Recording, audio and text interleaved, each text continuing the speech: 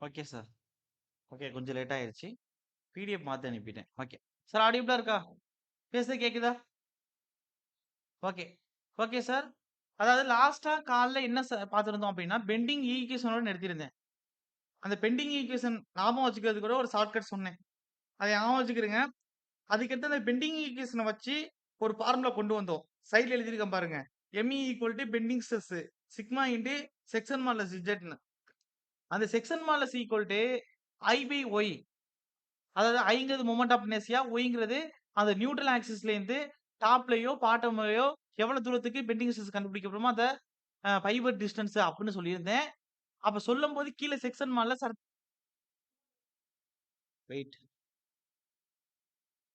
மியூட்ல போடுங்க. Jhansi Rani madam. Okay. அதுக்கடுத்து நம்ம என்ன செய்யணும் அப்படின்னா, அந்த பெண்டிங் ஸ்ட்ரெஸ்ஸ கண்டுபிடிக்கிறதுக்கு பெண்டிங் ஸ்ட்ரெஸ்ஸோட செக்ஷன் மாடுலஸ் பெருக்கல்ல இருக்கு. அப்ப அந்த செக்ஷன் மாடுலஸ் இங்கிட்டு வரும்போது M/Z அப்படின்னு நான் சொன்னேன். செக்ஷன் மாடுலஸ பத்தி அடுத்த கிளாஸ்ல சொல்றேன். வெயிட்.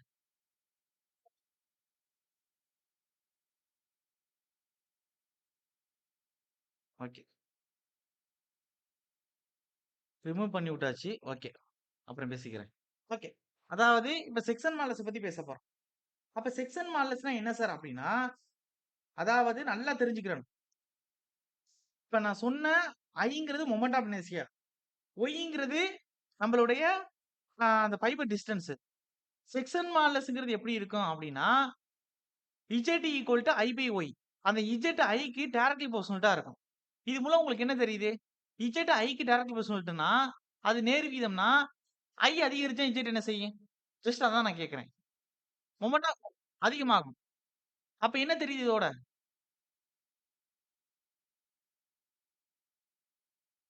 ஐங்கிறது என்ன சார்? ஸ்ட்ரெங்த் ஃபேக்டர் தானே ஐங்கிறது. அப்ப இசட்ங்கிறது என்னது? Z directly proportional to I sir ஃபார்முலாவுல. ஐங்கிறது ஸ்ட்ரெங்த் ஃபேக்டர். அப்ப இசட் என்ன இது உங்க செக்ஷன் மாடுலஸ்ங்கிறது? ஸ்ட்ரெங்த் ஃபேக்டர் தான். அப்ப இது அதிகரிச்சுச்சுன்னா, இது அதிகரிக்கும். அப்ப செக்ஷன் மாடுலஸ் எப்படி இருக்கும் அப்படின்னா, ஒரு மெம்பர்ல ஒரு பீம் எடுக்குறீங்க. அந்த பீம்ல ஒரு குறிப்பிட்ட டெப்த்துக்கு நான் ஆர்சிசி நடத்தும்போது நான் சொல்லுவேன். ஒரு குறிப்பிட்ட டெப்த்துக்கு ஒரு குறிப்பிட்ட விட்த் குடுத்து நீங்க டிசைன் பண்ணும்பொழுது, அதுல செக்ஷன் மாடுலஸ் கூட இருக்கு அப்படின்னா, அந்த பீம் வந்து அவ்வளவு சீக்கிரமா ஃபெயிலியர் ஆகாது. அப்ப அது அந்த செக்ஷனல் ஓரியன்டடா நம்ம இதுல ஆர்சிசி செக்ஷுவல் இன்ஜினியரிங்ல படிப்போம். இப்ப இந்த இடத்துல எப்படி படிக்கணும் அப்படின்னா, செக்ஷன் மாடுலஸ்னா என்ன? அந்த ஃபார்முலா தான் அப்படியே சென்டென்ஸா மேக் பண்ண போறேன். மேக் பண்ணிட்டு, ஒவ்வொரு செக்ஷனுக்கும் செக்ஷன் மாடுலஸ் எப்படி இருக்கும்? அந்த செக்ஷன் எப்படின்னா, ஒரு ரெக்டாங்குலரா இருந்தா எப்படி இருக்கும்? ரெக்டாங்குலர்ல ஹாலோ செக்ஷன் இருந்தா எப்படி இருக்கும்? ஒரு சர்க்குலர் இருந்தா எப்படி இருக்கும்? சர்க்குலர்ல ஹாலோ இருந்தா எப்படி இருக்கும்? ஒரு ஸ்கொயர் செக்ஷனுக்கு எப்படி இருக்கும்? அந்த ஸ்கொயர் செக்ஷன கொஞ்சம் 30 டிகிரி சாய்ச்சு, அதாவது கிட்டத்தட்ட ஒரு 45 டிகிரி சாய்ச்சு, ஒரு டைமண்ட் ஷேப் கொண்டு வந்தா எப்படி இருக்கும்? அதுதான் இப்ப பார்க்க போறோம். Sir clear? புரியுதா எல்லாருக்கும்? ஓகே. இப்ப இந்த செக்ஷன் மாடுலஸ்லேருந்து ஒரு கொஸ்டின் கேட்கிறேன். அப்ப இத நீங்க எந்த அளவுக்கு கவனமா பார்த்துக்கிறேன்னு நான் டெரைவ் பண்றேன். ஆனா நீங்க அங்க டெரைவ் பண்ண வேணாம். மனப்பாடம் பண்ணிக்க வேண்டியது தான். செக்ஷன் மாடுலஸ்ன்னு ஃபர்ஸ்ட் டெஃபினிஷன் எழுதிக்கிறேங்க. Section modulus. மாடுலஸ். ஒரு சில விதிமுறைகள்லாம் நான் ஃபர்ஸ்ட்டே சொல்லிட்டேன். அதாவது class link daily night update பண்ணிருவோம் குரூப்ல. நைட் நீங்க சீக்கிரம் டக்குனு கிளாஸ் முடிஞ்ச உடனே தூங்கிட்டாலும், காலைல நீங்க 4:30க்கு எந்திரிக்கும்போது பார்த்தா, நைட்டு குரூப்ல லிங்க் வந்திருக்கும். கிளாஸ் டைமோட.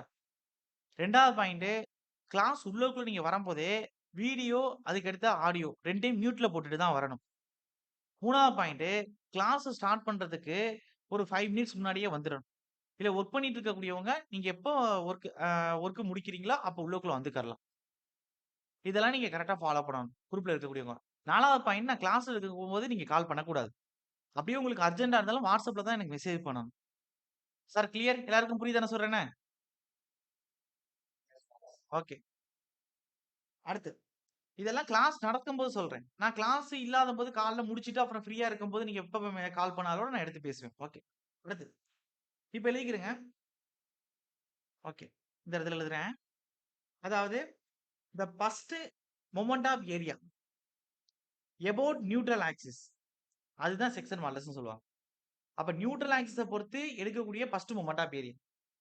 வேற எப்படி சொல்லலாம் அப்படின்னா, it is defined as the ratio of எதுக்கு அப்படின்னா, ஐக்கும் ஒய்க்கும். அது எப்படி எழுதலாம்? Moment of inertia of the section about neutral axis to the distance of the outermost layer. அது டாப் ஆர் பாட்டமா இருக்கலாம். த நியூட்ரல் ஆக்சிஸ்ல இருந்து. அப்ப அந்த ஐ பை ஒய்ய தான் அப்படியே சென்டென்ஸா மேக் பண்ண போறேன். அப்ப எழுதிக்கிறேங்க. அது செக்ஷன் மாடல்ஸ்னா என்ன அப்படின்னா, first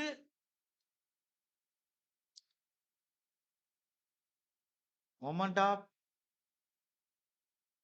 area about neutral axis.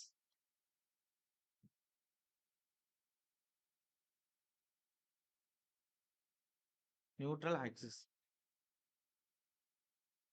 அதுக்கடுத்து இட் இஸ் டிஃபைன்டு ஆஸ்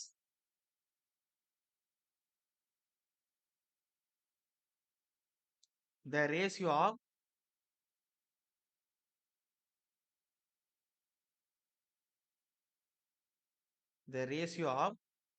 எது எதுக்கு அப்படின்னா, moment of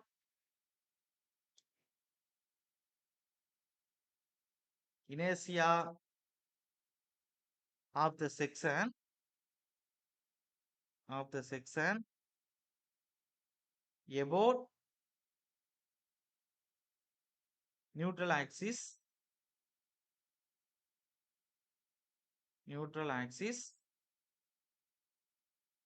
to the distance of the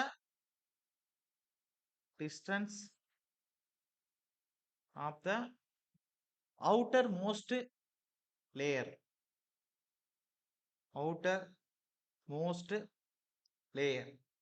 அது டாப் ஆர் பாட்டமா இருக்கலாம். இதுல நியூட்ரல் ஆக்சிஸ்ல இருந்து பாட்டம். இதுல இருந்து பாட்டம் க்ளோஸ் பிராக்கெட் போட்டுட்டு இதுல இருந்து அப்படின்னா from neutral axis. from the neutral axis.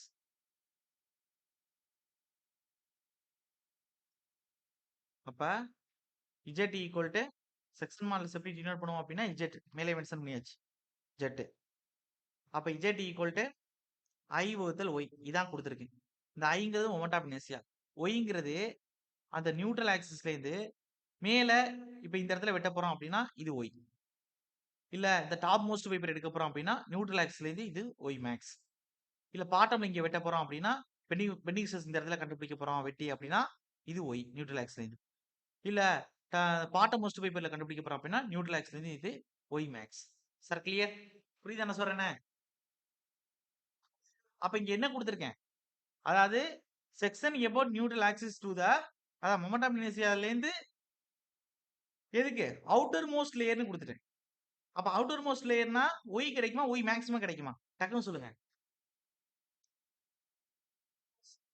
Neutral ஆக்சிஸ்ல இருந்து அவுட்டர் மோஸ்ட் லேயர்னா இருக்கிறதுலே அதான் அதிகம். ஒய் மேக்ஸ் கிடைக்கும். அப்ப z ஈக்குவல் டு ஐ வகுத்தல் ஒய் மேக்ஸ். சில இடத்துல ஒய் வந்து மென்ஷன் பண்ணிருப்பாங்க. நம்ம கரெக்டா எழுதணும்னா ஒய் மேக்ஸ் தான். ஓகே. இருக்கிறதுலே அதுல தான் அதிக செக்ஷன் மாடலஸ் கிடைக்கும். ஓகே. இப்ப அடுத்து என்ன அப்படின்னா இந்த செக்ஷன் மாடலஸ் மேலே கொடுத்தனே அதான் திருப்பி எழுத போறேன். மொமெண்ட் ஆஃப் இனர்ஷியாக்கு எப்படி இருக்கும் அப்படின்னா டைரக்ட்லி ப்ரொபோர்ஷனலா இருக்கும். அப்ப அவன் கேட்பான். இன்டைரக்டா கேட்பான். உங்களுக்கு ஒரு செக்ஷன் மாடுலஸ்ங்கிறது ஒரு மெம்பர்ல அதிகரிக்குது அப்படின்னா மொமெண்ட் ஆஃப் இனர்ஷியா எப்படி இருக்கும்? இல்ல மொமெண்ட் ஆஃப் இனர்ஷியா அதிகரிக்குதுன்னா செக்ஷன் மாடுலஸ் எப்படி இருக்குன்னு கேட்பான். 2 நேர் விகிதத்துல இருக்கும். இது அதிகரிச்சா அது அதிகரிக்கும். இதை ஞாபகம் வச்சுக்கிறேங்க. அதுக்கு அடுத்து இன்னொன்னு கேட்பான். உங்களோட செக்ஷன் மாடுலஸ் மொமெண்ட் ஆஃப் இனர்ஷியாவுக்கு டைரக்ட்லி ப்ரொபோர்ஷனலா இருக்குன்னு சொல்றீங்க. அப்ப உங்களுடைய ஒய் மேக்ஸ்க்கு எப்படி இருக்கும் அப்படின்னா இன்டைரக்ட்லி ப்ரொபோர்ஷனல். இப்போ இஜெட்டையும் ஒய் மேக்ஸையும் வச்சு கேட்க மாட்டான். அதாவது இஜெட் ஐக்கு டைரக்ட்லி ப்ரொபோர்ஷனல். அப்ப இஜெட் இருக்கக்கூடிய இடத்துல என்ன போடலாம்? ஐய போடலாமா? Sir clear? எல்லாருக்கும் புரியுதா? அப்ப உங்களுடைய ஒய் மேக்ஸோட டிஸ்டன்ஸ் அதிகரிக்க நம்மளோட மொமெண்ட் ஆஃப் இனர்ஷியா என்ன செய்யும்? ஆட்டோமேட்டிக்கா என்ன சார் செய்யும்?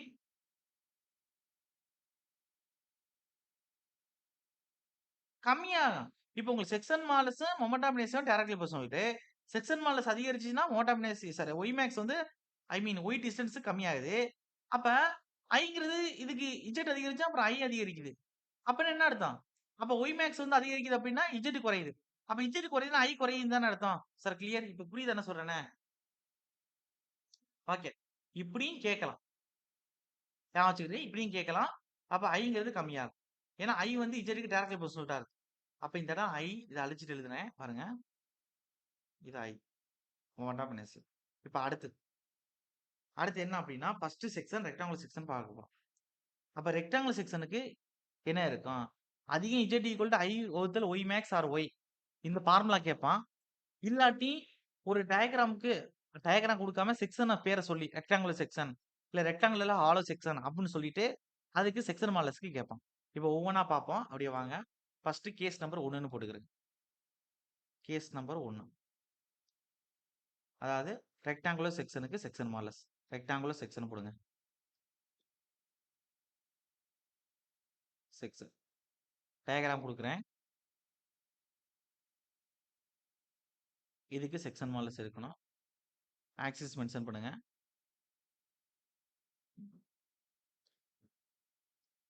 இந்த இடத்துல ஆக்சிஸ் எக்ஸ் ஒய் ரெண்டுமே மென்ஷன் பண்ண வேண்டியதில்லை. நியூட்ரல் ஆக்சிஸ் ஒத்தே மென்ஷன் பண்ணா போதும். இப்போ நியூட்ரல் ஆக்சிஸ் மென்ஷன் பண்ணியாச்சு. அப்ப இது நியூட்ரல் ஆக்சிஸ். இந்த பீமோட கீழே வந்து வித்து வந்து பி, இந்த பீமோட டெப்த் வந்து டி. ஓகே, இதுல அவுட்டர் மோஸ்ட் பேப்பர் வரையும் இருக்கக்கூடிய டிஸ்டன்ஸ் ஒய் மேக்ஸ். இப்போ நீங்க தான் சொல்ல போறீங்க. இஜெட்டுக்கான ஃபார்முலா என்ன? ஐ எதை பொறுத்து இருக்குன்னா நியூட்ரல் ஆக்ஸை பொறுத்து இருக்குன்னா வகுத்தல் ஒய் மேக்ஸ். இப்போ ஒரு ரெக்டாங்கிள் செக்ஷனுக்கு centre of gravity neutral axis centre of gravity. Centre of gravity பொறுத்து மொமெண்ட் ஆஃப் இனர்ஷியாக்கான ஃபார்முலா என்ன? பி நான் கர்சாண்டல தான் கொடுத்துருக்கேன். டி கியூப் வகுத்தல் 12. ஒய் மேக்ஸ் என்ன சார்? நீங்க டோட்டலா டி சென்ட்ரல்ல இருந்து மேல வரை என்ன இருக்கும்? D by 2. அப்ப இந்த டிக்கும் டி கியூபுக்கும் அடிச்சா ஸ்கொயர் வந்துடும். ஓரெண்டா 2, ஆரெண்டா 12. அப்ப பி டி ஸ்கொயர் வகுத்தல் 6ன்னு கிடைக்குது. எத்தனை பேருக்கு புரியுது சார்? கிளியர்? ஓகேவா? ஓகே. அப்ப பிடி ஸ்கொயர் வகுத்தால் 6ன்னு கிடைக்குது. அப்ப இதுதான் என்னது? ரெக்டாங்குலர் செக்ஷனுக்கான செக்ஷன் மாடுலஸ். நீங்க சில விஷயங்களை குழப்பிக்க கூடாது. Moment of inertia centre of கிராவிட்டியை பொறுத்து என்ன? பிடிக்கு பை 12. மொமெண்ட் ஆஃப் இனர்ஷியா பேஸை பொறுத்து ரெக்டாங்குலர் செக்ஷனுக்கு என்ன வரும்? பிடி கியூப் வகுத்தால் 3. அதே செக்ஷன் மாடுலஸ் ரெக்டாங்குலர் செக்ஷனுக்கு எப்படி வரும்? பிடி ஸ்கொயர் டிவைடட் பை 6. நீங்க குழப்பிக்க கூடாது எல்லாத்தையும் போட்டு. Sir clear? ஓகே தானே? ஓகே. அப்ப நீங்க இதுல எது சார் படிக்கணும் அப்படின்னா இந்த ஃபைனல் அவுட்புட் இதுதான் நீங்க மனப்பாடம் பண்ணணும். இல்ல சார் நான் ஆல்ரெடி மொமெண்ட் ஆஃப் இனர்ஷியா படிச்சிருக்கேன் தானே. நீங்க ஒய் மேக்ஸ் வந்து டி பை 2 எடுக்கலாம். அப்ப அதை நான் அப்ளை பண்ணி கண்டுபிடிக்கிறனாலும் ஓகே. அது உங்களோட இஷ்டம். சார் கவனிக்கிறீங்களா எல்லாருமே? ஓகே. இப்ப அடுத்து கேஸ் நம்பர் 2. இதே ரெக்டாங்குலர்ல ஹாலோ செக்ஷன். அப்ப ஏன் இந்த இடத்துல ஹாலோவை மென்ஷன் பண்றேன் அப்படின்னா ஹாலோ செக்ஷன் கேட்க வாய்ப்பு இருக்குன்னு அர்த்தம். அப்ப கேஸ் நம்பர் 2 எழுதிக்கிறேங்க. Case number 2. Hollow rectangular section போட்டுக்கிறேன்.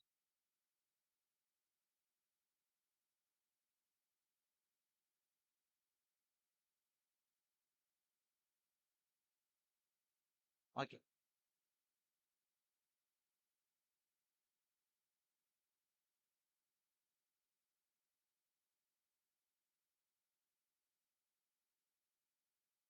ஓகே.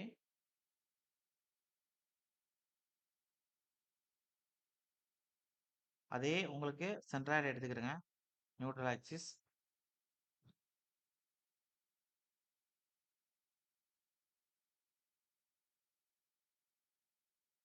உங்களுக்கு அவுட்டர் மோஸ்ட் வைப்பர் வரை உள்ளது ஒய் மேக்ஸ்.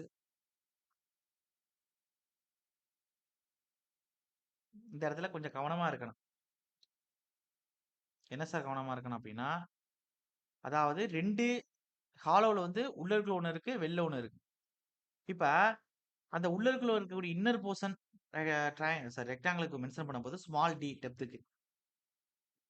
அப்ப இது ஸ்மால் டி. அதே வெளியே இருக்கக்கூடிய பெரிய போர்ஷன் அந்த ட்ரையாங்கிளுக்கு மென்ஷன் சார் ரெக்டாங்கிளுக்கு மென்ஷன் பண்ணும்போது கேபிட்டல் டி. சார் என்ன சொல்றேன்னு புரியுதா உங்களுக்கு? கிளியர்? அதே மாதிரி அந்த உள்ளுக்குள்ள இருக்கக்கூடிய அந்த மினிமம் ரெக்டாங்கிளருக்கு வித்து கண்டுபிடிக்கும் போது ஸ்மால் பி. அதே வெளியில இருக்கக்கூடிய இதுக்கு கண்டுபிடிக்கும் போது கேபிட்டல் பி. அவ்வளவுதான் சார். இப்ப நம்ம என்ன செய்ய போறோம் அப்படின்னா இதுக்கு இஜெட் எடுக்க போறோம். இஜெட் ஈக்குவல் டு என்ன எடுக்க போறோம் அப்படின்னா ஐ வகுத்தல் நியூட்ரல் ஆக்ஸை பொறுத்து ஒய் மேக்ஸ். ஓகே.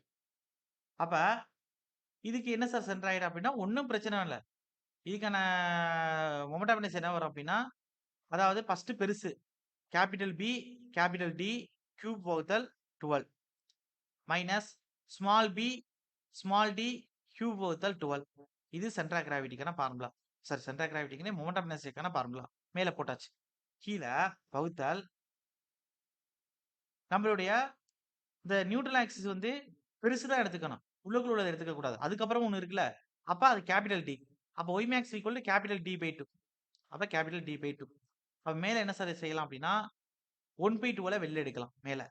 அப்ப உள்ளுக்குள்ள என்ன சார் இருக்கும் அப்படின்னா capital B, capital D cube minus small B, small D cube open bracket close bracket போட்டுட்டு கீழ டி பை 2. இந்த 2க்கும் இந்த 12க்கும் அடிச்சா 6 வரும். அப்ப மேல capital B, capital D cube minus small B, small D cube வகுத்தல் கீழ 6 இன்டு டின்னு வரும். இது கேட்டிருக்காங்க எக்ஸாம்ல. Section modulus. Sir clear? எல்லாருக்கும் புரியுதா? ஓகே தானே? ஓகே. அடுத்து என்ன எழுத போறோம் அப்படின்னா, டவுட் இருந்தா கேட்டுக்கலாம். அடுத்து என்ன எழுத போறோம் அப்படின்னா, circular section. Okay. Case number 3. Sir இதுல எதுவும் கண்டிப்பா ஒரு கொஸ்டின் கேட்பாங்க சார். இதுல இந்த சர்க்குலர்ல இருந்து இல்ல, செக்ஷன் மாடலைஸ்ல இருந்து ஏதாச்சும் ஒரு ஷேப் கொடுத்து. Case number 3. இதுல என்ன கொடுக்கப்போனா சர்க்குலர் செக்ஷன். இதுவுமே இம்பார்ட்டன்ட் தான். பாத்துக்கிறேன். ஃபர்ஸ்ட் சர்க்குலர்ல சாலிட் செக்ஷன் பார்ப்போம். அதுக்கடுத்து ஹாலோ செக்ஷன். Circular section. அதுல இது சாலிட் செக்ஷன். அப்ப இதுக்கான டயகிராம் வரைஞ்சுக்கிறேங்க.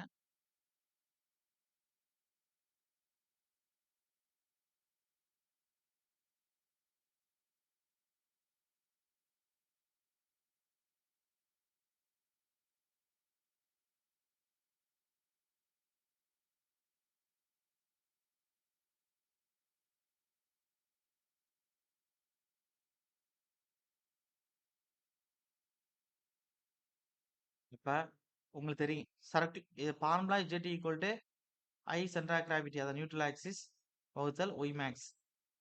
இது உங்களுக்கு தெரியும். I வந்து என்ன சார் சர்க்குலர் இருக்கு. Pi into d power 4 64. கீழே y max என்ன வரும்?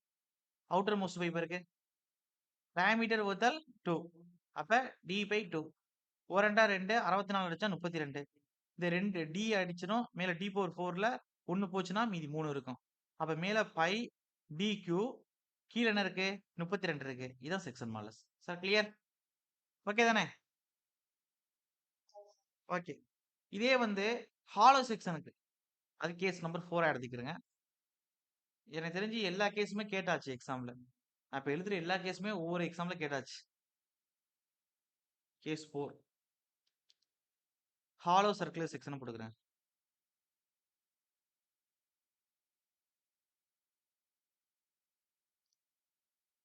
அப்ப இங்க வந்து கொடுக்குறேன்.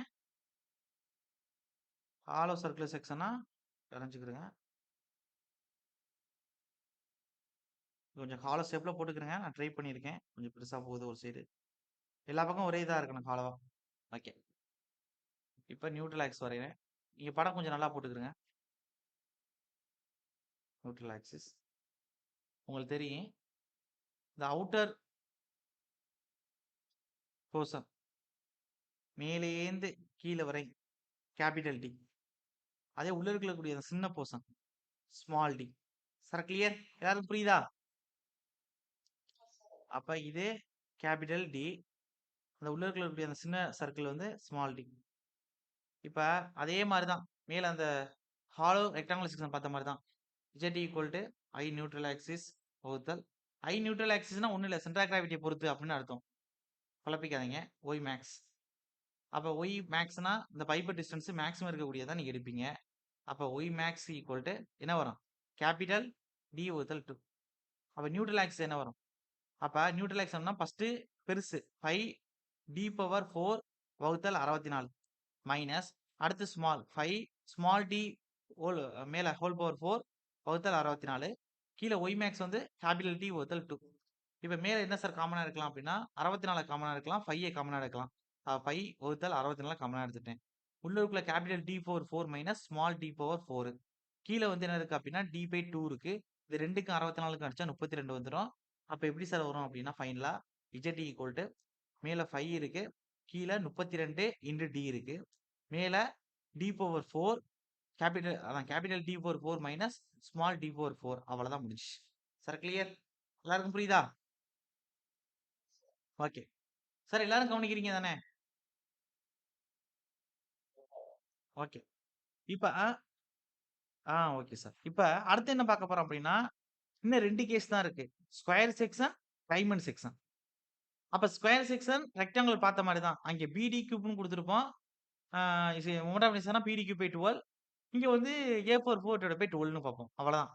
அங்க Y வந்து D பை 2ன்னு பார்த்தோம். இங்க A பை 2 அப்படின்னு பார்ப்போம். அவ்வளதான். ஒரு சின்ன விஷயம் தான். அப்ப அடுத்து எழுதிக்கிறேங்க. எத்தனாவது கேஸ் அப்படின்னா 5வது கேஸ். Case number 5.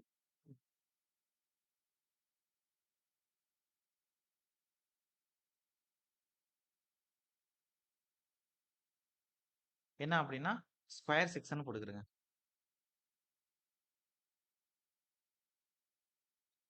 அப்ப டயகிராம் குடுக்குறேன். வரைஞ்சுக்கிடுங்க. ஒரு ஸ்கொயர்னா அனைத்து பக்கங்களும் சமமா இருக்கும். நியூட்ரல் ஆக்சிஸ் போட்டுக்கிறேங்க. இதான் அதோட நியூட்ரல் ஆக்சிஸ். இப்ப அடுத்தபடியா இது நியூட்ரல் ஆக்சிஸ்.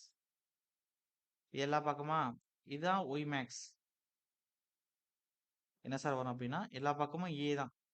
அப்ப A பை 2. அதுக்கு அடுத்தபடியா இதோட I தெரியும் உங்களுக்கு நியூட்ரல் ஆக்சிஸை பொறுத்து. என்ன வரும்? A பவர் 4 வகுத்தல் 12. இதெல்லாம் மேலே பார்த்துட்டு தான் வந்துருக்கும். அப்ப Z equal to colour change பண்றேன். இப்ப Z என்ன சார் வரும்? Z ஈக்குவல் டு I வகுத்தல் ஒய் மேக்ஸ். அப்ப ஐங்கிறது A பவர் 4 வகுத்தல் 12. ஒய் மேக்ஸ்ங்கிறது A பை 2. 12க்கும் 2க்கும் அடிச்சா 6. ஒரு A போயிரும் மேல கியூப் வந்துரும். அப்ப A கியூப் வகுத்தல் 6. That's all. கிளியர்? சார் புரியுதானே? ஓகே. அடுத்து லாஸ்ட் கேஸ் டைமண்ட் செக்ஷன். இன்னொரு கேஸ் விட்டுட்டோம். ட்ரையாங்குலர் குடுக்கலல்ல நான். ட்ரையாங்குலருக்கு குடுக்கல. அத நான் குடுக்குறேன். டாப் பாட்டம்னா அதுல 2 ஃபார்முலா வரும். நான் மறந்துட்டேன். மேலேயே எழுதியிருக்கணும். சரி ஓகே. அந்த டைமண்ட முடிச்சுட்டு எழுதுறேன். ஸ்கொயருக்கு கீழே டைமண்ட் எடுத்துக்கிறேங்க. இப்ப இந்த ஸ்கொயர நான் ரொட்டேட் பண்ணா எப்படி இருக்கும்? இப்படி கிடைக்குமா எனக்கு ரொட்டேட் பண்ணா? கிளியர்? சார் இப்படி இருக்கக்கூடிய ஸ்கொயர நான் ரொட்டேட் பண்ணா அப்படி கிடைக்குமா? ஏ, ஏ, ஏ, ஏ. இது ஸ்கொயர் தான். கிளியர்? அப்ப டைமண்ட் இப்படி தானே இருக்கும். இந்த சார் எக்ஸாம்ல கேட்டிருக்காங்க. அப்ப ஒரு 45 டிகிரி ஆங்கிள் வந்து இதாகுற மாரி ரொட்டேட் ஆகும். பாருங்க அப்படியே. ஒரு கேஸ் நம்பர் 6.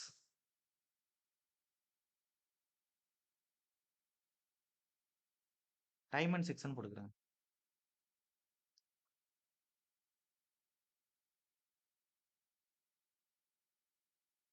டயகிராம் போட்டுக்கிறேங்க.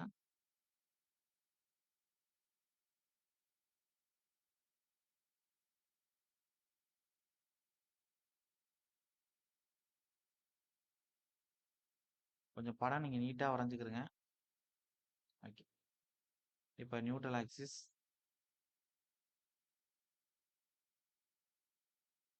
கரெக்ட்டா இதுல இருந்து இப்படி போற மாரி.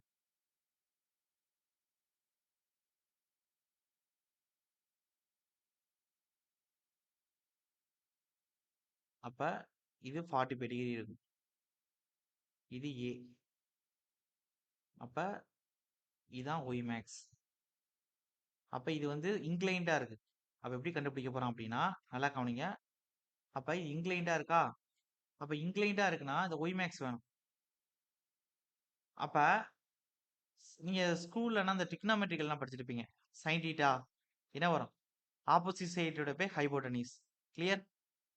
Cos theta equal to adjacent side divided by hypotenuse. அதே டான் தீட்டா ஈக்குவல் டு உங்களுக்கு என்ன வரும்? Opposite side divided by adjacent side. Sir என்ன சொல்றேன் புரியுதா உங்களுக்கு? கிளியர்? ஓகே. இப்ப அதுல சைன் தீட்டா எடுக்கிறேன். எனக்கு ஏன் இந்த ஒய் மேக்ஸ் தான் வேணும். அப்படி நான் எடுத்தேன் அப்படின்னா எனக்கு ஆப்போசிட் சைடு இந்த 45 டிகிரிக்கு ஆப்போசிட் ஒய் மேக்ஸ் இருக்கு. அப்ப சைன் 45 டிகிரி இதெல்லாம் தேவையில்ல ஃபைனலா மனப்பாடம் பண்ணிக்கலாம். இதெல்லாம் நான் குடுக்குறேன். என்ன வரும்னா ஒய் மேக்ஸ் இருக்கு. அதுக்கடுத்து இந்த அட்ஜசன் இதுக்கு பக்கத்துல இருக்கக்கூடிய இந்த போர்ஷன் அட்ஜசன் அடிப்பகுதி வந்து ஏ. அப்ப எனக்கு இது இங்கிட்டு வந்துச்சுன்னா ஏ இன்டு சைன் 45 டிகிரி அப்படின்னு வந்துடும். இங்கே ஒய் மேக்ஸ்ங்கிறது இருக்கும். இப்போ உங்களுக்கு தெரியும் சைன்ல 0 டிகிரி 45 டிகிரி சரி 30 டிகிரி ட்ரிக்னாமெட்ரிக்ல படிச்சிருப்பீங்க. 45 டிகிரி 60 டிகிரி 90 டிகிரி. சைனோட 0 டிகிரியோட வேல்யூ என்ன? என்ன சார் வரும்? 0. சைனோட 30 டிகிரியோட வேல்யூ என்ன? என்ன வரும்?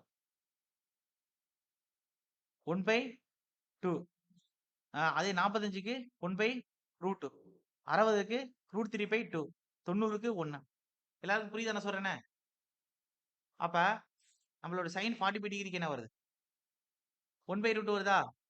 அப்ப இங்க a வகுத்தல் √2ன்னு வரும். Equal to y max. இப்ப z ஈக்குவல் டு I வகுத்தல் ஒய் மேக்ஸ். ஐங்கிறது என்ன? A4 4 வகுத்தல் 12. இப்பதான் ஒய் கண்டுபிடிச்சோம். a வகுத்தல் √2. அப்ப இந்த ஏக்கும் A4 4 கிடைச்சா 3. அங்க 12 இருக்கு. மேல 12 எப்படி எழுதலாம்? 6 இன்டு 2 அப்படி எழுதலாமா? 6 ரெண்டா 12 மேல உள்ள 12 கிளியர்? அப்ப கீழ என்ன இருக்கு? 1/√2ங்கிறது இருக்கு. இப்போ உங்களுக்கு தெரியும். 2 எப்படி எழுதலாம்? √2 இன்டு √2ன்னு எழுதலாமா?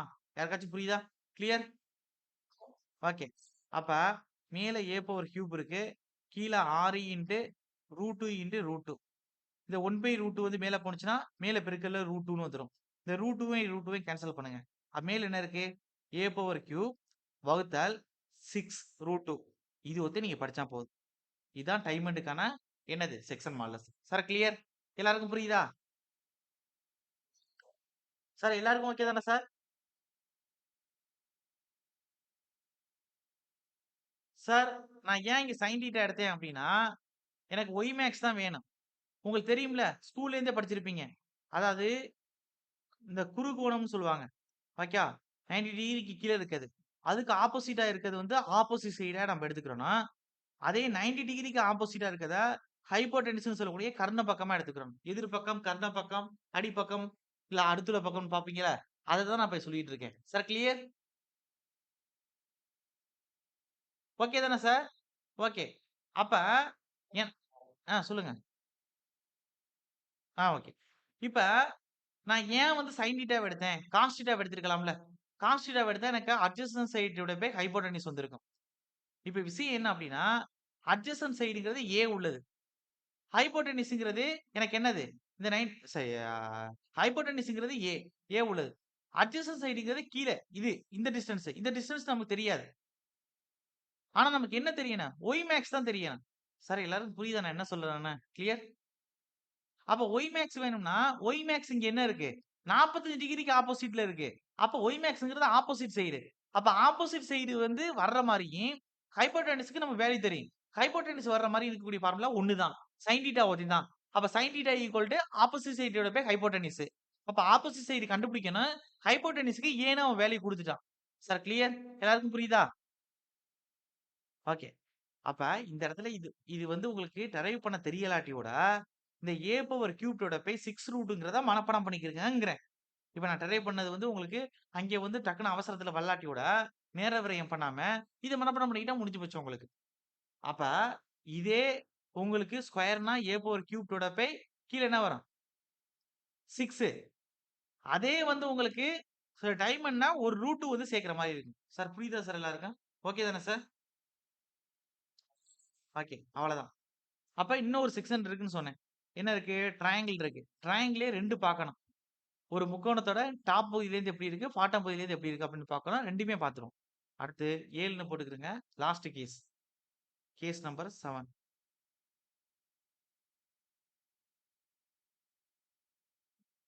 ஓகே. இப்ப என்ன குடுக்குறேன் அப்படின்னா, triangular section. Triangular section.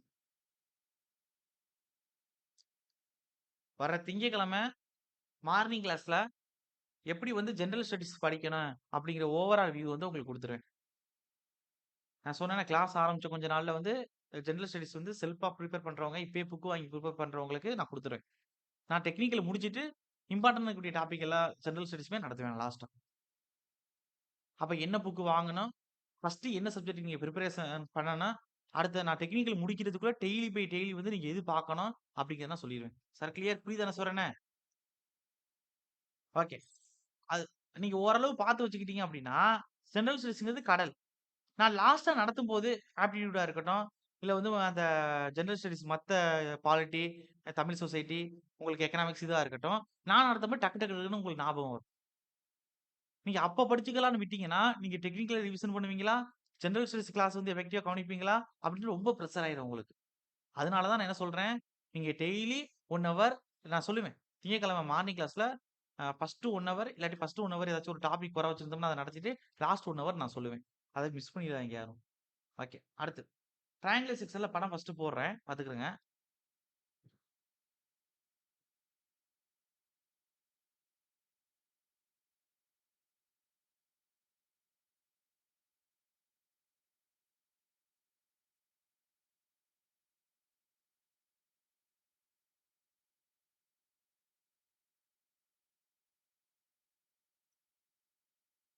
Neutral axis. உங்களுக்கு தெரியும்ல கீழ தான் வரும்.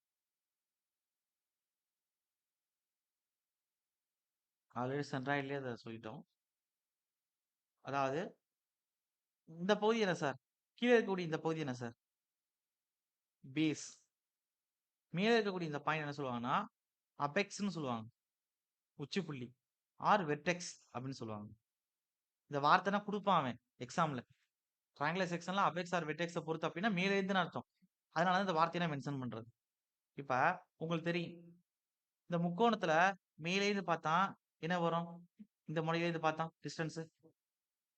இப்ப மொத்தம் ஆ ஓகே. மொத்தமா இது ஹைட் h. கீழ இது மொத்தமா பேஸ் b. இப்ப மேல இருந்து வரும்போது என்ன வரும்? 2/3 h.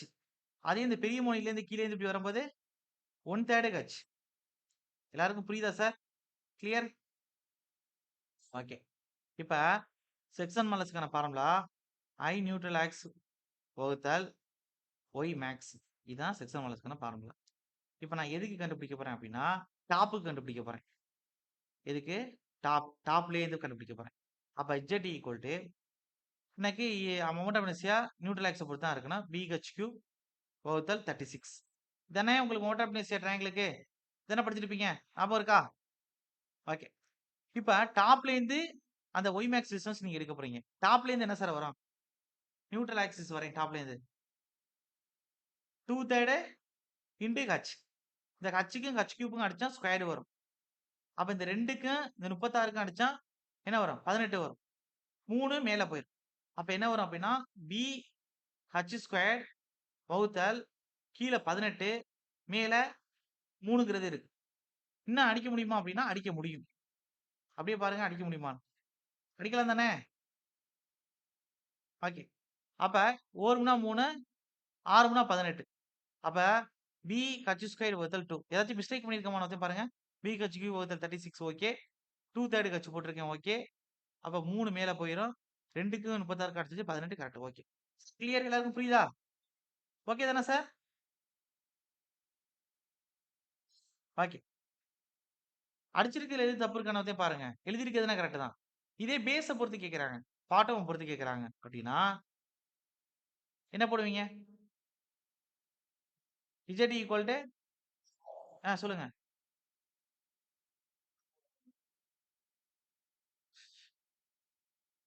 ஓ!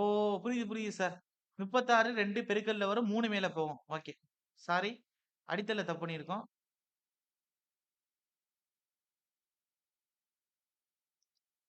VHQ வகுத்தல் 36 ஓகே. கீழ 2/3 H இருக்குல்ல? இதுல BHQ வகுத்தல் 36. இந்த 2/3 H வந்து எப்படி இருக்கும்? 2 இன்டு H கீழ இருக்கு. 3 மேல போயிரும். என்ன சொல்றேன் புரியுதா உங்களுக்கு? இல்லாட்டி 2/3 இல்ல எப்படி செய்றீங்க அப்படின்னா, இத எப்படி எழுதிக்கிறேங்க. ஸ்ட்ரெய்ட்டா இந்த 36 கீழ வந்துரும். அப்ப 36 இங்க 2 இருக்கு. இந்த 3 மேல போயிரும். அப்ப என்ன எழுதலாம் அத? மேல 3 into 3 into P H cube. கீழ 36 இன்டு ஆல்ரெடி ஒரு 2 இருக்கு. ஒரு ஹச் உட்கார்ந்திருக்கு. இந்த ஹச் அடிச்சோம்னா ஹச் ஸ்கொயர். அதுக்கடுத்து 1 முனா 3. 1 முனா 3, ஈர்முனா 6. அப்ப மேல பி ஹச் ஸ்கொயர். கீழ 12 இன்டு 2 24. அவ்வளவுதான் சார் வந்துருச்சு. Sir clear? எல்லாருக்கும் புரியுதா? அப்ப டாப்ல இருந்து வெர்டெக்ஸ் பாயிண்ட்ல இருந்து பார்க்கும்போது செக்ஷன் மாடுலஸ் என்ன வருது? ஒரு ட்ரையாங்கிளுக்கு b h square divided by 24 வருது. இப்ப பேஸ்ல இருந்து அவன் எதை பொறுத்து கேட்கிறானோ அதை பத்தி தான் நீங்க இருக்கணும். ஒருவேளை பாட்டம் ஆர் பேஸ்ல இருந்து கொடுத்துட்டான் அப்படின்னா மறுபடியும் கண்டுபிடிங்க. பிஹெச் கியூ வர்த்தல் 36 மொமெண்ட் ஆஃப் இனர்ஷியா. கீழே ஹச் பை 3 டிஸ்டன்ஸ் போடணும். அப்ப 3 மேல போயிடும்.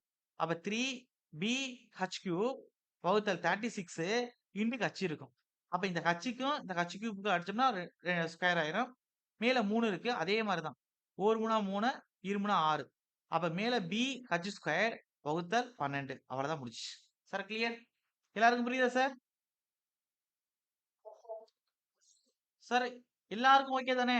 இந்த டாபிக் முடிச்சாச்சு. கிளியர்? ஓகே. இப்ப அடுத்து என்ன சார் பார்க்க போறோம் அப்படின்னா, இத வேணும்னா நீங்க வந்து டேபிளேஷனோட பண்ணி வச்சுக்கலாம். நான் அந்த சீர்போஸுக்கு, ஸ்லோப் அண்ட் டிப்ளெக்ஷனுக்கு இதுக்கு நான் உங்களுக்கு ஃபார்முலா குடுத்தேனே. அது மாரி சீரியல் நம்பர், ஷேப்பு அதுக்கடுத்து வந்து செக்ஷன் மாடுலஸ் அப்படின்னு போட்டு நீங்க எழுதி எதுலயாச்சும் ஒரு இடத்துல ஒட்டி வச்சுக்கலாம். இல்ல ஃபார்முலா நோட் வந்து ரெடி பண்ணி வச்சுக்கலாம். ஃபார்முலாக்குன்னு ஒரு நோட்டு போட்டு. இப்ப அடுத்து என்ன சார் பார்க்க போறோம் அப்படின்னா, டார்சன் ஆஃப் ஷாஃப்ட். அடுத்த டாபிக் என்ன அப்படின்னா, டார்சன் ஆஃப் ஷாஃப்ட். எல்லாமே குட்டி குட்டி டாபிக் தான். அப்ப கிட்டத்தட்ட நிறைக்கு நிறைய டாபிக் முடிச்சுட்டு வரோம். அப்ப அடுத்த டெஸ்ட்டுக்கான டாபிக் என்ன சார் இருக்கும் அப்படின்னா, நான் சொல்லுவேன். 2 டாபிக்கா வந்து சேர்த்து குடுக்க போறேன். ஞாயித்துக்கிழமை உங்களுக்கு இந்த வாரம் லீவ் இருக்கும். அதாவது நான் எப்பயுமே ஞாயித்துக்கிழமை லீவ் இருக்கும். அந்த ஞாயித்துக்கிழமை லீவ்ல உங்களுக்கு ஏதாச்சும் டெஸ்ட் வைக்கலாமா சார்? ஆ.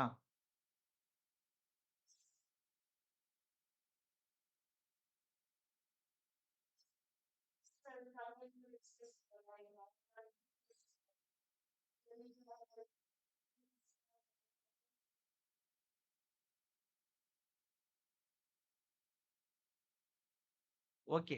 இதுவும் நல்ல ஐடியாவா தான் இருக்கு. நீங்க சொல்றது தான். சார் அப்ப அப்படி பண்ணலாமா? ஒரு வார கிளாஸ்ல இன்னும் எவ்வளவு நடத்திருக்கோமோ, அத வந்து அந்த ஞாயித்துக்கிழமை டெஸ்ட் எழுதுற மாரி பார்த்துக்கலாமா? ஓகே. எனக்கு மெசேஜ் பண்ணுங்க சார். இதுவும் கரெக்ட்டா தான் இருக்கு. அது நீங்க சொல்றத பொறுத்து தான் சார். திரும்பவும் நான் சொல்றேன். நீங்க என்ன மோட்ல சொல்றீங்களோ, அதுக்கு தகுந்த மாரி நான் பண்ணுவேன். இப்ப அடுத்து டார்சன் ஆஃப் சாப்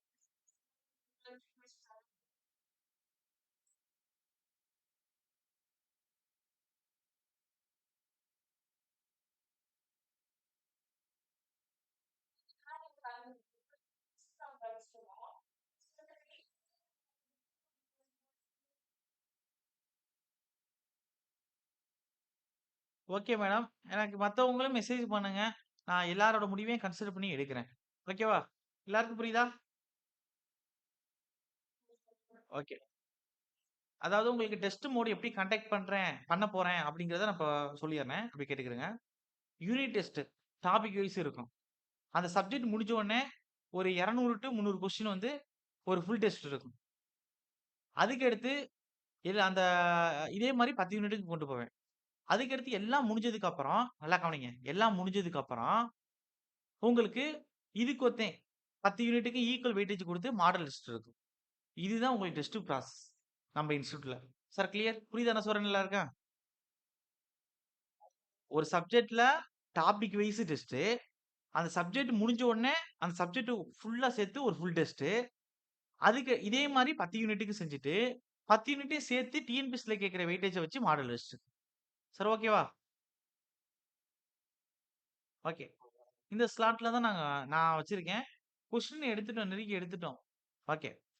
அது இதுதான் உங்களுக்கு கரெக்ட்டா இருக்கும்னு நான் நெனச்சு எடுத்திருக்கேன். இல்ல இதுலயே வந்து எனக்கு டாபிக் வைஸ் தான் மொத்தமா சேர்த்து குடுங்க சார் அப்டின்னாலும் குடுக்குறேன். அது உங்களோட ஐடியா எனக்கு மெசேஜ் பண்ணுங்க. டிஸ்கஸ் பண்ணிக்கலாம். Okay.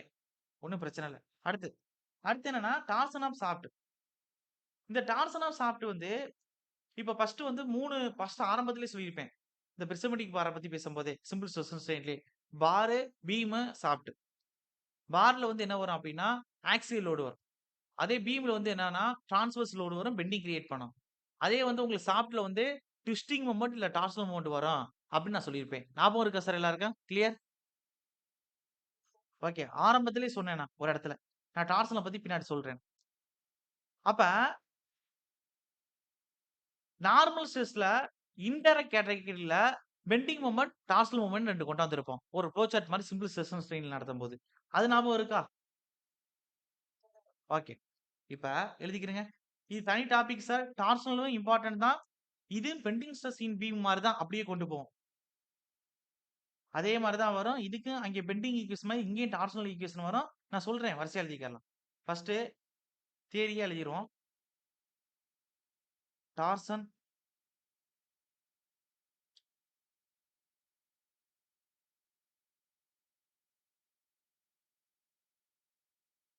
Torsion of shaft. Okay. அப்ப ஒரு ஷாஃப்ட்னா என்ன அப்டின்னா, உங்களுக்கு தெரியும் எல்லா இடத்துலயுமே ஷாஃப்ட் இருக்கும். எல்லா மெஷின்ஸு, ஒரு லாரி எல்லாத்துலயுமே பார்த்துருப்பீங்க. அப்படி சிலிண்டர் டைப்ல இருக்கும். ஓகே. இப்ப நார்மலா வந்து ஒரு சென்ட்ரிபிகல் பம்ப் இருக்குன்னா ஷாஃப்ட் இருக்கும். இப்ப வந்து விண்ட் மில் இருக்கு அப்டின்னா, இந்த காற்றாலை இதுன்னு சொல்றாங்கல்ல, அதுலயும் ஷாஃப்ட் குடுத்துருப்பாங்க. அதுதான் ஜெனரேட்டரோட கனெக்ட் ஆகி, அந்த இது சுத்த சுத்த உங்களுக்கு பவர் வந்து அதுல வந்து ஸ்டோர் ஆகுது. அப்ப இது எப்படி எழுதலாம் அப்டின்னா definition. The shaft or cylindrical element. எழுதுங்க. உருளை வடிவம் உடையது. The shaft R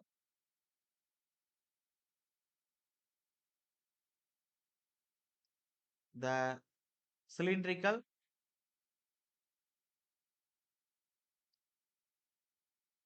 elements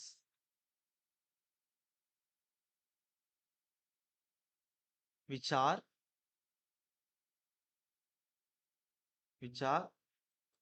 used to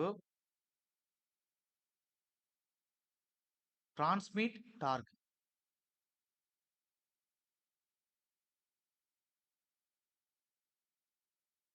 okay. But அப்ப ஷாஃப்ட்ங்கிறது என்ன? ஷாஃப்ட்ங்கிறது ஒரு சிலிண்ட்ரிக்கல் எலமெண்ட். இது என்ன செய்யும்னா, டார்க்க உள்ளுக்குள்ள டிரான்ஸ்மிட் பண்ணும். அப்ப வெளில குடுக்கக்கூடிய அந்த டார்க்க உள்ளுக்குள்ள டிரான்ஸ்மிட் பண்ணும். ஓகே. இத இப்படியும் சொல்லலாம். இதுக்கு இன்னும் வேற மாரி எப்படி சார் சொல்லலாம் அப்படின்னா, ஷாஃப்ட்ங்கிறது ஒரு மெஷின் எலமெண்ட், மெக்கானிக்கல் எலமெண்ட். அது என்ன செய்யும் அப்படின்னா, அந்த மிஷினுக்கான பவர குடுக்கும். அது ஷாஃப்ட் சுத்துனா தானே அதோட கனெக்ட் ஆயிருக்கிறது சுத்தும். Sir clear? என்ன சொல்றேன் புரியுதா உங்களுக்கு? ஓகே. அப்ப இதுக்கு வேற எப்படி சார் சொல்லலாம் அப்படின்னா, அல்லது இதுக்கு வேற டெஃபினிஷன் எப்படி சொல்லலாம் அப்படின்னா, the shaft are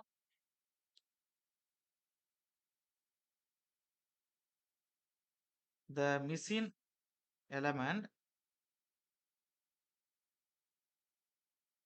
elements which are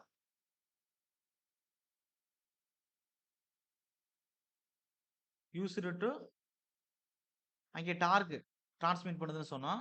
அதே தான் இங்க. பவர வந்து மிஷினுக்கு டிரான்ஸ்மிட் பண்ணுது. யூஸ்டு டு எல்லாம் ஒண்ணு தான். வார்த்தைகள் தான் மாத்திருக்கேன். Transmit power in machine. அவ்வளவுதான் சார். டெஃபினிஷன் தான் அவ்வளவுதான் கேட்க போறதில்ல. ஆனா நீங்க தெரிஞ்சுக்கிறோம்ல அதுக்காக தான் எழுதியிருக்கேன். அதுக்கு அடுத்து டார்க் ஆர் ட்விஸ்டிங் மொமெண்ட்னா என்ன அப்படின்னு இருக்கேன். ஏன்னா அதுக்கு நான் யூனிட்னா எக்ஸாம்ல கேட்டிருக்கேன். இப்பதான் சொன்னேன். அப்போ ஒரு சாப்ட்ல நம்ம வந்து அந்த டார்க்க அப்ளை பண்ணும் பொழுது உள்ளுக்குள்ள வந்து என்ன செய்யும் அப்படின்னா ட்விஸ்டிங் கிரியேட் பண்ணும் அப்படின்னு சொல்றேன். அதேதான். அப்ப அங்க பெண்டிங் மொமெண்ட்ல வந்து சொல்லியிருப்போம். மொமெண்ட் எம் ஆர் கப்புள் அப்படின்னு சொல்லியிருப்போம். அதேதான் இங்க. இங்க கப்புள் வந்து என்ன செய்யும் அப்படின்னா ஒரு ட்விஸ்டிங் வந்து ஒரு சாப்ட்க்கு வந்து கிரியேட் பண்ணும். அதான் என்ன சொல்லுவாங்கன்னா டார்க்ன்னு சொல்லுவாங்க. அப்ப இந்த சைடு வந்து துணி புடிக்கிறீங்க. இந்த சைடு துணி புடிக்கிறீங்க. நீங்க கிளாக் வைஸ்ல சுத்துறீங்க. இவரும் கிளாக் வைஸ்ல சுத்துறாரு. இப்ப துணியில இருக்கக்கூடிய தண்ணி வந்து வெளில வருமா? அதாவது நீங்க ஒரு பக்கெட்ல ஒரு டவல் நனச்சுட்டு, டவல புழியணும். நீங்க கிளாக் வைஸ்ல சுத்துறீங்க. இவரும் கிளாக் வைஸ்ல சுத்துறாரு. அப்படின்னா, இதுல உள்ள தண்ணி வெளில வருமான்னு கேட்கிறேன் உங்களுக்கு. வராது. அப்ப இங்க வந்து பிக்ஸ்டா வச்சுக்கிட்டு, இவரு ஒருத்தன் கிளாக் வைஸ்ல சுத்துறாரு. அப்பன்னா இங்க என்ன ஆகும்? ஒரு ஆன்டி கிளாக் மொமெண்ட் ஏற்படுமா? இங்க குடுக்குற மொமெண்ட்க்கு. கிளியர்? ஓகே. இல்ல, இவரு கிளாக் வைஸ்ல சுத்திட்டு, இவரே வந்து இந்த ஆன்டி கிளாக் வைஸ் மொமெண்ட்ட ஒரு பிக்ஸ்டு மாரி கிரியேட் பண்றாரு. அப்படின்னா, இங்க தண்ணி வெளில வருமா? என்ன சொல்றேன் புரியுதா உங்களுக்கு? முறுக்கு ஏற்பட்டு, அந்த முறுக்கு தான் அந்த முறுக்கு தான் ட்விஸ்டிங் மொமெண்ட்னு சொல்றாங்க. அப்போ ஒரு ஒரு மெம்பர்ல லோட குடுக்குறீங்க. அது அப்படியே வளையுது. அது பெண்டிங். அதே ஒரு மெம்பர்ல ஒரு ரொட்டேஷன குடுக்குறீங்க. ஒரு ட்விஸ்டிங் குடுக்குறீங்க. அப்படி ட்விஸ்ட் ஏற்படும்போது, உள்ளுக்குள்ள வந்து முறுக்கு ஏற்படுதுல்ல, அதான் ட்விஸ்டிங் மொமெண்ட். அத யாரு புரொடியூஸ் பண்றா? வெளில அப்ளை பண்ண அந்த டார்க் தான் உள்ளுக்குள்ள அத புரொடியூஸ் பண்ணுது. Sir clear? புரியுதா நான் சொல்றேன்னு? ஓகே. அப்ப எழுதிக்கிறங்க. டார்க் ஆர் ட்விஸ்டிங் மொமெண்ட்க்கான இது. இப்ப டார்சன்னா என்னன்னு தான் மேல குடுத்திருக்கேன். இப்ப என்ன எழுத போறேன் அப்டின்னா, டார்க் ஆர் ட்விஸ்டிங் மொமெண்ட்னு போட்டுக்கிறேன்.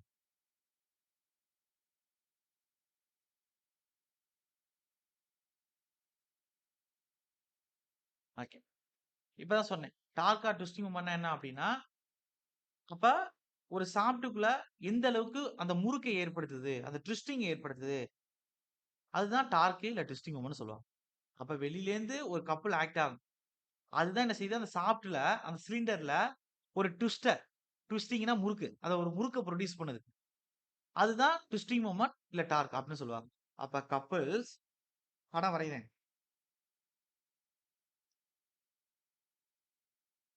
தட் புரொடியூஸ்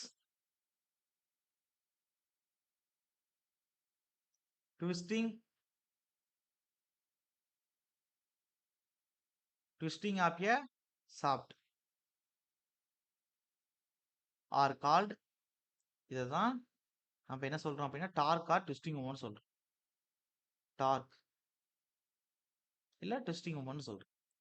அப்ப இத எப்படி டினோட் பண்ணுவோம் அப்படின்னா லெட்டர்ல இட் இஸ் டினோட்டட் பை சும்மா எழுதிக்கிறேங்க. எதனா கேட்க போறதுல டி அப்படின்னு சொல்லுவோம். அதுக்கடுத்து இதே எக்ஸாம் பாயிண்ட் ஆகும். இதோட யூனிட் என்ன? இந்த டார்க்கோட யூனிட் என்ன அப்படின்னா நியூட்டன் டாட் மீட்டர் அல்லது newton dot mm metre or mm இது வேணுமாலும் கொடுக்கலாம். இது எக்ஸாம்ல கேட்டாச்சு. அப்ப சாஃப்ட் எப்படி சார் இருக்கும் அப்படின்னா டைப்ஸ் ஆஃப் சாஃப்ட் 2 வகையில இருக்கு. டைப்ஸ் ஆஃப் சாஃப்ட் எப்படி சார் இருக்கும் அப்படின்னா ஒண்ணு ஒரு எண்ட்ல பிக்ஸ்டா நல்லா கவனிக்கணும். இன்னொரு பக்கம் உங்களுக்கு வந்து கப்பல் ஆக்ட் ஆகும். இந்த மொமெண்ட் எம்ங்கிறது ஆக்ட் ஆகும். மொமெண்ட் இங்க ஆக்ட் ஆகும். ஓகே. அப்ப உள்ள இருக்கிற வந்து என்ன செய்யும் அப்படின்னா முறுக்கி ஏற்படும். ஒரு டவல வந்து புடிக்கிற மாதிரி. அப்ப இது என்ன சொல்லுவாங்க அப்படின்னா at one end fixed other end rotating. One end fixed other end rotating. அப்ப இதுல எப்படி சார் டார்க் வந்து ப்ரொடியூஸ் ஆகுது அப்படின்னா ஒரு பக்கம் எம் கிளாக் வைஸ்ல குடுக்குறீங்க. அப்ப நீங்க கிளாக் வைஸ்ல குடுக்க இந்த சைடு வந்து ஆன்டி கிளாக் வைஸ்ல மொமெண்ட் கிரியேட் ஆகுறதுனால உள்ள இருக்குள்ள முறுக்கு ஏற்படும். எக்ஸாம்பிள் உங்களுக்கு சொல்லணும் அப்படின்னா இந்த கயர்னா திரிப்பாங்களா பாத்திருக்கீங்களா? ஒரு சைடு கட்டிட்டு கயர வந்து திரிப்பாங்க. என்ன சொல்றேன் புரியுதா சார் உங்களுக்கு? என்ன சொல்றேன் புரியுதா உங்களுக்கு? கயிறு திரிக்கிறாங்கல்ல. சரி ஓகே. லேடீஸ் வந்து தல பின்றாங்கல்ல. ஒரு பக்கம் முடி வந்து தலையோட அட்டாச்டா இருக்கும். பிக்ஸ்டா இருக்கும். இன்னொரு பக்கம் பின்ன முறுக்கு ஏற்படுமா? கிளியர்? ஓகே. அப்ப அதுதான் என்னது? ஒரு எண்ட் வந்து பிக்ஸ்டு, அதர் எண்ட் வந்து ரொட்டேஷன் வந்து அப்ளை பண்றது. அப்ப உள்ளுக்குள்ள வந்து சட வந்து இந்த முறுக்கு ஏற்படுதா? பின்னலா வருதா? இந்த முறுக்கு தான் ட்விஸ்டிங் ஆர் டார்க். கிளியர்? எல்லாருக்கும் புரியுதா சார்? இது ஒரு கேஸ். இன்னொரு கேஸ் என்ன சார் அப்டின்னா, துணி புழியிறோம்ல. ஒரு சைடு நம்ம கிளாக் வைஸ்ல ரொட்டேட் பண்ணுவோம். இன்னொருத்தவங்க ஆன்டி கிளாக் வைஸ்ல ரொட்டேட் பண்ணுவாங்க. அப்படி ரொட்டேட் பண்ணா உள்ளுக்குள்ள முறுக்கு ஏற்பட்டு, அது உள்ளுக்குள்ள உள்ள தண்ணி தான் வெளில வரும். அது என்ன சார் அப்டின்னா, 2 எண்ட்லயுமே என்ன செய்றோம்? டிஃபரண்ட் ஸ்பீட்ல ரொட்டேட் பண்றோம். Sir clear? அப்ப அதே சிலிண்ட்ரிக்கல் ஷாஃப்ட்ல ஷாஃப்ட்னாவே சிலிண்ட்ரிக்கல் தான் சொல்றேன். இதுல என்ன செய்யணும் அப்டின்னா, நம்ப இங்க கிளாக் வைஸ்ல மொமெண்ட் அப்ளை பண்ண போறோம்னா, இங்க ஆன்டி கிளாக் வைஸ்ல மொமெண்ட் அப்ளை பண்றோம். அப்பயும் என்ன செய்யும் அப்டின்னா, உள்ளுக்குள்ள ட்விஸ்டிங் ஏற்படும். முறுக்கு ஏற்படும். இது என்ன சார் அப்டின்னா, both end rotating and different speed இல்ல டிஃபரண்ட் மொமெண்ட் அப்டின்னு சொல்லலாம். ஒரு பக்கம் கிளாக் டிஃபரண்ட் டைரக்ஷன். ஒண்ணு கிளாக் வைஸ் இன்னொன்னு ஆன்டி கிளாக் வைஸ். அப்ப both end rotating and different direction. Okay. அப்ப பேசிக்கா இருக்கக்கூடிய விஷயங்கள் எல்லாம் சொல்லியாச்சு. எக்ஸாம் பாயிண்ட் ஆஃப் வியூல என்ன கேட்பாங்க. இப்ப அடுத்து என்ன பார்க்க போறோம் அப்டின்னா, டார்சனல் ஈக்குவேஷன் பார்க்க போறோம். எப்படி பெண்டிங் ஈக்குவேஷன் அங்க பார்த்தோம். Bending stress in பீம்ல. அது மாரி டார்சனல் ஈக்குவேஷன் பார்க்க போறோம். Very, very, very important. நான் காலையிலே எழுதி அழிச்சிருப்பேன். இது வந்து நான் டார்சனல் சொல்றேன். அதுதான் பார்க்க போறேன். T by J, tau by R, C theta வகுத்தல் ஸ்மால் எல். இதுல ஒவ்வொன்னையும் எப்படி நோட்டேஷன் பண்ணனா வெரி, வெரி, வெரி இம்பார்ட்டன்ட். இதுலனா இன்னும் ஷார்ட்கட்டும் இல்ல. அங்கே மே ஐ ஃபாலோ யுவர் எலிசபெத் ராணின்னு சொன்ன மாரி, இங்க ஷார்ட்கட்ல நீங்க மனப்பாடம் பண்ணி தான் ஆகணும். T by J, tau by R, C into theta divided by small l. இதுல வேர் Tங்கிறது இப்பதான் மேல பார்த்தோம். Torque or twisting moment. அப்ப Tங்கிறது என்ன சார் அப்படின்னா, torque or twisting moment. Okay. அதுக்கு அடுத்து ஆர். ஆர்ங்கிறது என்ன சார் அப்படின்னா, ரேடியஸ் ஆஃப் ஷாஃப்ட். ஒரு ஷாஃப்ட்டோட ரேடியஸ். Radius of shaft. ரேடியஸா கர்வேச்சர்னா மாறி போயிரும். இன்வெர்ஸ் ரேடியஸ் ஆயிரும். நான் ரேடியஸ் ஆஃப் ஷாஃப்ட் தான் குடுக்குறேன். அடுத்து அடுத்து டவுங்கிறது என்ன சார் அப்படின்னா, நீங்க டார்க் அப்ளை பண்ணும்போது உள்ளுக்குள்ள அந்த சர்ஃபேஸ்ல சியர் ஸ்ட்ரெஸ் ஏற்படும். அப்ப அந்த சியர் ஸ்ட்ரெஸ் பத்தி பேசுறது. இத நான் நாளைக்கு காலைல சொல்லும்போது கொஞ்சம் டீடைல்டா சொல்றேன். இது எப்படின்னா, இப்பயே சொல்லிர்றேனே. இப்போ ஒரு துணிய புழியறீங்க. துணிய புழியும்போது, அந்த துணியில சர்ஃபேஸ்ல இருக்கக்கூடிய ஹோல்ல இருக்கக்கூடிய தண்ணி தான் வெளில வருது. அப்ப சர்ஃபேஸ்ல ஸ்ட்ரெஸ் கிரியேட் ஆகுது. நீங்க ட்விஸ்டிங் பண்ணும்போது, துணிய புழியும்போது. அப்ப சர்ஃபேஸ்ல கிரியேட் ஆகக்கூடிய ஸ்ட்ரெஸ்ஸ என்ன ஸ்ட்ரெஸ்ன்னு சொல்லுவோம்? நார்மல் ஸ்ட்ரெஸ்ஸா? பெண்டிங் ஸ்ட்ரெஸ்ஸா? சியர் ஸ்ட்ரெஸ்ஸா? Shear stress.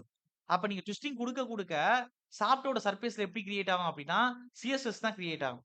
அதனால தான் இங்க டவ் வந்து உள்ளுக்குள்ள கொண்டு வந்திருக்கேன். சரி ஓகே. அதுக்கு அடுத்து சி. சின்னா உங்களுக்கே தெரியும். C or G or N இதெல்லாம் என்ன சொல்லுவோம் நம்ப? Shear modulus. ஏன்னா சியர் ஸ்ட்ரெஸ் உள்ளுக்குள்ள வரான். அப்ப சியர் மாடுலஸ் உள்ளுக்குள்ள இருப்பான். ஓகே.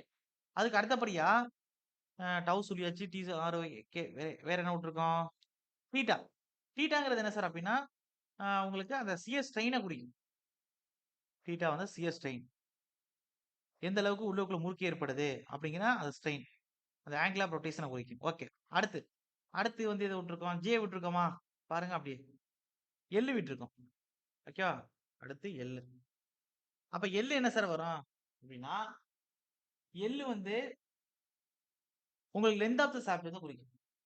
அந்த ஷாஃப்ட்டோட லெந்த். இப்ப மேல பார்த்தோம்ல, இந்த ஷாஃப்ட்டோட லெந்த். அதான் எல்.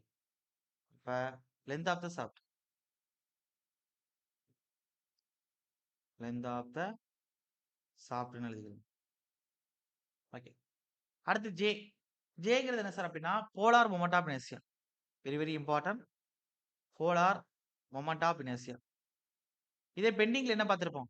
Moment of inertia. பெண்டிங்ல என்ன சார் பார்த்திருப்போம்? மொமெண்ட் ஆஃப் இனர்ஷியான்னு பார்த்திருப்போம்.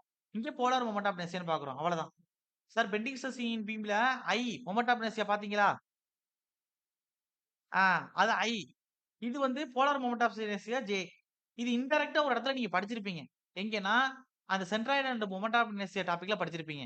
எங்க அப்படின்னா, பெர்பெண்டிகுலர் ஆக்சிஸ் தியரத்துல. ஞாபகம் இருக்கா எல்லாருக்கும்? I z equal to I x x plus I y y அப்படின்னு படிச்சிருப்பீங்க. இததான் சர்க்கிளுக்குன்னு அப்ளை பண்ணி உங்களுக்கு பெர்பெண்டிகுலர் ஆக்சிஸ் தியரத்துல வந்து ஐஇஜெட் வந்து கண்டுபிடிச்சிருப்பீங்க. கிளியர்? இந்த ஐஇஜெட் தான் என்னன்னா ஜேன்னு அர்த்தம். அப்ப நீங்க ஏன்னா கண்டுபிடிச்சது என்னன்னா போலார் தான். அப்ப இது ஜேன்னு சொல்லுவாங்க. அப்ப ஜே ஈக்குவல் டு என்ன சார் அப்படின்னா polar moment of inertia I x x plus I y y அப்படின்னு சொல்லுவோம். அப்ப ஒரு சர்க்குலருக்கு வந்து போலார் மொமெண்ட் ஆஃப் இனர்ஷியா என்ன சார் வரும்? அங்க படிச்சிருப்பீங்களே. என்ன வரும்? 5 into d power 4 divided by 32ன்னு படிச்சிருப்பீங்க. அதே மொமெண்ட் ஆஃப் இனர்ஷியா வந்து 5 into d power 4 divided by 64ன்னு படிச்சிருப்பீங்க. கிளியர்? எல்லாருக்கும் புரியுதா? அதே தான் சார். ரொம்ப குழப்பிக்காதீங்க. அப்ப ஜேங்கிறது என்ன அப்படின்னா, போலார் மொமெண்ட் ஆஃப் இனர்ஷியா குறிக்கும். அதுக்கு அடுத்து என்ன பார்க்கணும் அப்படின்னா, வெரி வெரி இம்பார்ட்டன்ட்னால இப்ப நான் டார்சனல் ஈக்குவேஷன் எழுதியிருக்கேன். அதுல என்னென்ன இருக்கோ அது எல்லாமே ப்ராப்ளத்துக்கு யூஸ் ஆகும். வார்த்தைகள் எல்லாமே. சினா சியர் மாடுலஸ், டீட்டானா சியர் ஸ்ட்ரெயின், எல்னா லெந்த் ஆஃப் த ஷாஃப்ட், ஜேனா போலார் மொமெண்ட் ஆஃப் இனர்ஷியா, ஆர்னா ரேடியஸ் ஆஃப் த ஷாஃப்ட், டவுனா சியர் ஸ்ட்ரெஸ், டீனா ட்விஸ்டிங் மொமெண்ட் ஆர் டார்க். அப்படி எல்லாமே உங்களுக்கு ப்ராப்ளத்துக்கு யூஸ் ஆகும். இப்ப நாளைக்கு மார்னிங் கிளாஸ்ல என்ன ஆரம்பிப்போம் அப்படின்னா, இதுல அசம்ப்ஷன் பார்க்கணும். எப்படி பெண்டிங் ஸ்ட்ரெஸ் இன் பீம்ல வந்து அசம்ப்ஷன் பார்த்தோமோ, டார்சன்லயும் அசம்ப்ஷன்லேருந்து கொஸ்டின் கேட்கக்கூடிய ஏரியா இருக்கு. அதனால அசம்ப்ஷன் காலைல பார்க்கணும். அசம்ப்ஷன் பார்த்துட்டு மேக்ஸிமம் சியர் ஸ்ட்ரெஸ் ஒரு ஷாஃப்ட்ல எப்படி பவர் டிரான்ஸ்மிட் ஆகுது அப்படிங்கிறத பார்த்துட்டு, போலார் மாடுலஸ், அப்புறம் வந்து டார்சனல் ரிஜிடிட்டி, அப்புறம் வந்து ஒரு சாஃப்ட்ட வந்து சீரிஸ்ல அரேஞ்ச்மென்ட் பண்ணா, ஆ உங்களுக்கு எப்படி ஃபார்முலா கிடைக்கும்? பேரலல்ல அரேஞ்ச்மென்ட் பண்ணா, எப்படி உங்களுக்கு ஃபார்முலா கிடைக்கும்? கம்பைன்டு ஸ்ட்ரெஸ் என்ன? அதுல மேஜர் பிரின்சிபல் ஸ்ட்ரெஸ்க்கு என்ன ஃபார்முலா வரும்? மைனர் பிரின்சிபல் ஸ்ட்ரெஸ்க்கு என்ன ஃபார்முலா வரும்? இதெல்லாம் சொல்லிட்டோம் அப்டின்னா, உங்களுக்கு டார்சன் முடியுது. அப்ப இதுலேருந்து உங்களுக்கு என்ன தெரியுது அப்டின்னா, டார்சனல்ல அதிகமா ஃபார்முலா நீங்க மனப்பாடம் பண்ற மாரி இருக்கு. கிளியர்? சார் புரியுதா? ஓகே. அப்ப அடுத்து டார்சன் நாளைக்கு காலைல 1 ஹவர்ல முடிச்சிருவேன். அப்ப மீதி 1 ஹவர்ல என்ன சார் செய்வேன் அப்டின்னா, ஒரு குட்டி டாபிக் நடத்துவேன். சிஎஸ்எஸ் டிஸ்ட்ரிபியூஷன் நடத்துவேன். அது முடிச்சுட்டோம் அப்டின்னா, எனக்கு கரெக்ட்டா வந்து 2 யூனிட் டெஸ்ட்க்கு வந்து வைக்கிறதுக்கு டாபிக்ஸ் நெறைய கிடைச்சிரும் எனக்கு. அப்புறம் நான் சொல்லுவேன். ஃபர்ஸ்ட்டு எந்த யூனிட் டெஸ்ட்க்கு நீங்க பிரிப்பேர் பண்ணணும்? அப்படிங்கிறதெல்லாம் நான் சொல்லுவேன். அதுக்கு தகுந்த மாரி 4வது யூனிட் டெஸ்ட்க்கு நீங்க பிரிப்பேர் பண்ண வேண்டியது தான். டாபிக் சொல்லிருவேன். நாளைக்கு டாபிக் சொல்லிருவேன். அடுத்து என்ன டெஸ்ட்ன்னு. ஓகே. சார் இன்னைக்கு நடத்துனதுல டவுட் இருக்கா? டவுட் இருந்தா கேட்கலாம். சார் இன்னைக்கு நடத்துனதுல யாருக்கும் டவுட் இருக்கா sir?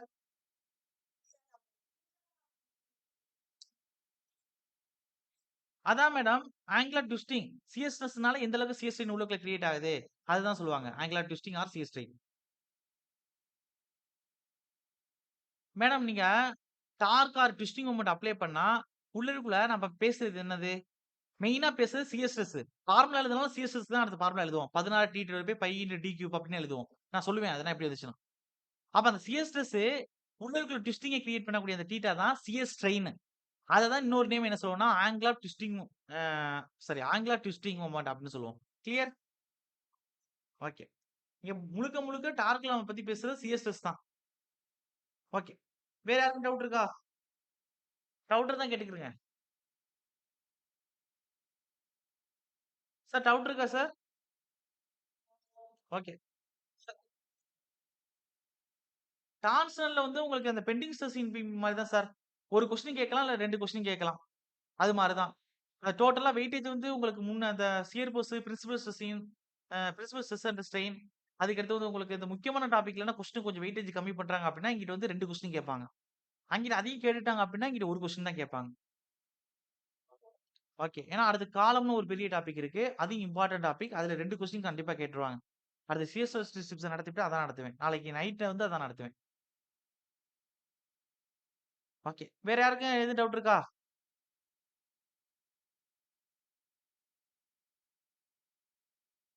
Okay. Okay. Okay sir. Doubt இருக்கக்கூடியவங்க இருங்க. மத்தவங்க கிளம்பலாம். Thank you sir. Okay. Okay. Doubt இருக்கவங்க கேளுங்க யாராச்சும். டவுட் இருந்துச்சுன்னா. சொல்லுங்க.